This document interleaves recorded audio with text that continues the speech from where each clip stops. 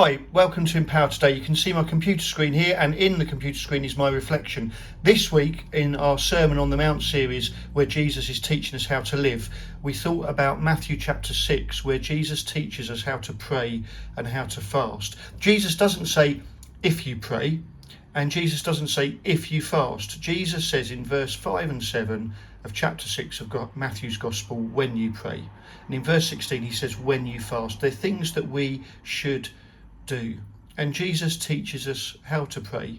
I found Walter Wanger in the American Christian really helpful on prayer. He says that prayer has this kind of circle that you can see on the screen here. So God speaks, I listen, I speak, God listens. Oh, there's my hand right in it, isn't it? That's amazing. And prayer can start at any point in that circle. The problem is that for most of us, I think, or a lot of us, prayer is I speak. And we think we're such crummy people that does God actually listen? Do we hear God listening to us when we speak? God hears all our prayers, no matter how holy or rubbish we think we are. And the next thing is that God speaks to us. But do we listen for God to speak? And again, I think a lot of us think, oh, I'm not good enough for God to speak to me, so we don't bother listening. I believe the more we listen, the more we hear God speak into our conscience with nudges of holiness that invite us to act on God's behalf.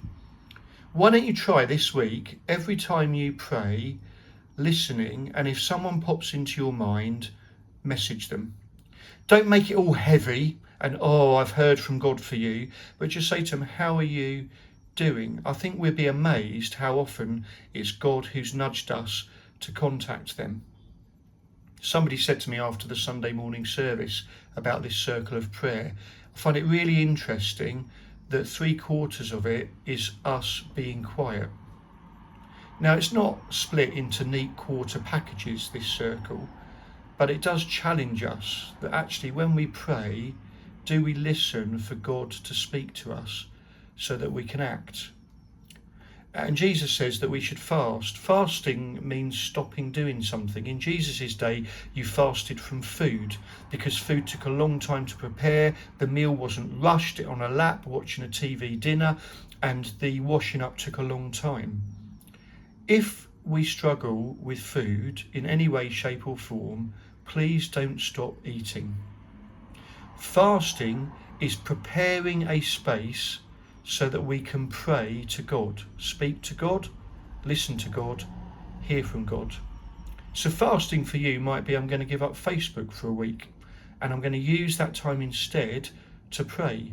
It might be, on one of my cycle rides in the week, I'm not going to talk to anyone else. I'm going to pray and really focus on God. Or maybe even not do a cycle ride that week and only do 5 instead of 6. Jesus says when you pray and when you fast. Friends, let's keep praying.